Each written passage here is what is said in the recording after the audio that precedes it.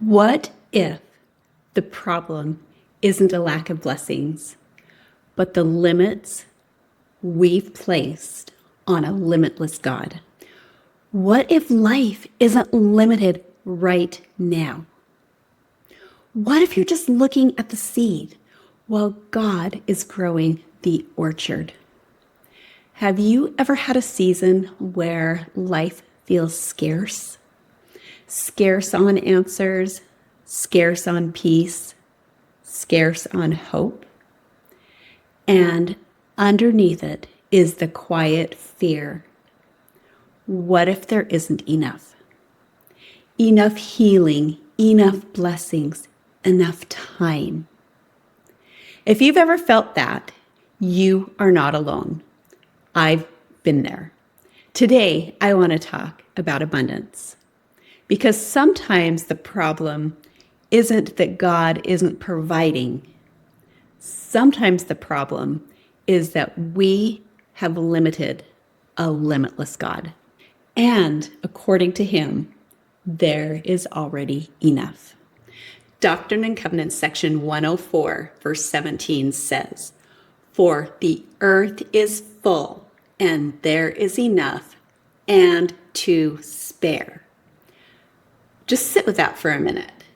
Enough and to spare. What if God isn't rationing peace? What if he's not deciding who gets miracles and who doesn't?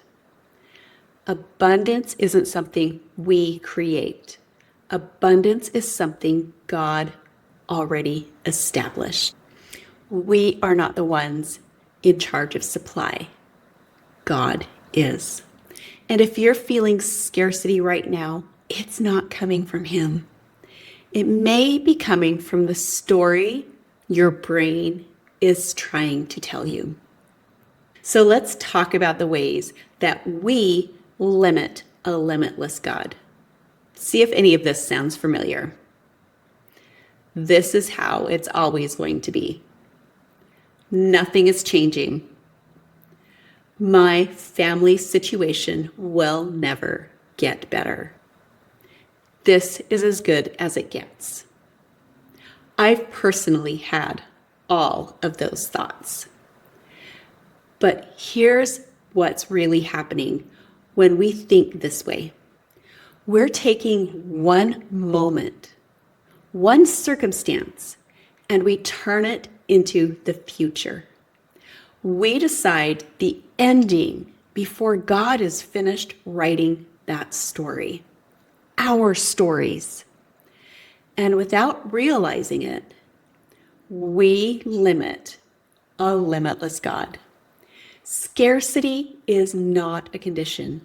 Scarcity is a story, and stories can be changed. Did you know the pattern of abundance showed up from the very beginning? In Genesis 1:28, it said, "Multiply and replenish the earth." And think about when that was given.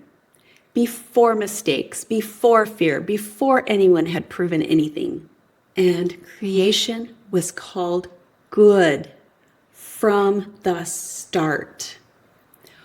What if you don't have to wait until everything is figured out before your life can be called good? Growth doesn't require perfection. It requires movement.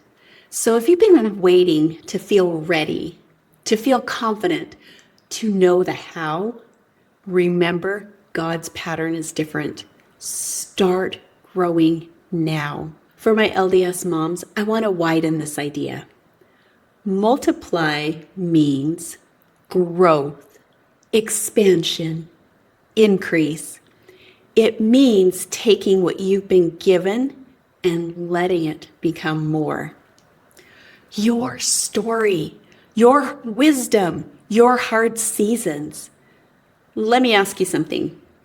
What if the hardest thing you've walked through, it's something God plans to multiply? Our heavenly parents are creators, and we were made to create. And the beautiful part is it will look different for each of us. Remember the idea from Myron Golden? You can count the seeds in the apple, but only God can count the apples in a seed. Right now, what you see is your time, your energy, your situation. But God sees who you're becoming, who you'll influence, what this season is growing in you. Maybe it's blessings that haven't even started yet. We measure the seed and God measures the orchard. And when we decide what's possible based only on what we see, we limit a limitless God. For today's That Happened moment, as you all know, I've only recently started recording podcast episodes.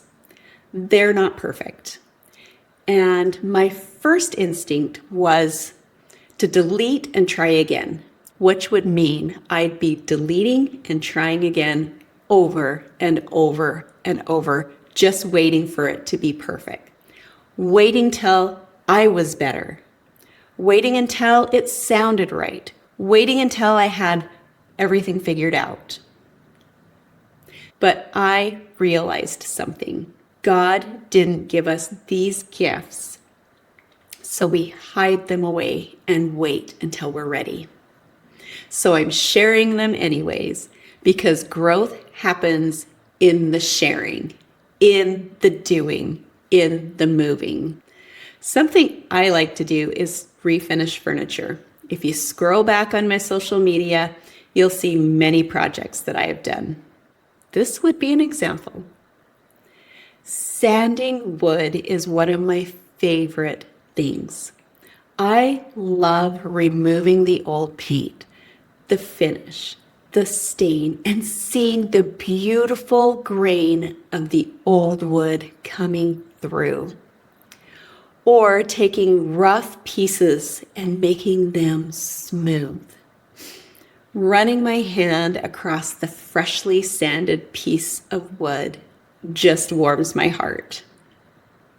Especially if it's something that would give you splinters before and after it's just soft and smooth. But something I catch myself doing is I'll have my sander in my hand and I notice that I'm pushing harder and it's taking more work because my sandpaper is wearing out. And instead of stopping and taking just a few minutes to replace the sandpaper, I just keep pushing harder, making it harder on me, on my little mouth sander, and on that poor, worn out piece of sandpaper. If I would just stop and take a minute and replace the sandpaper, which I eventually do, I'm shocked by how much easier it is and how much more I can get done in less time. Instead of working longer and pushing more and nothing improved. Sound familiar? Sometimes we think we're failing, but we're just trying to force results with worn out sandpaper. Multiply and replenish wasn't a suggestion. It was a commandment. And commandments imply action, not safety, not certainty.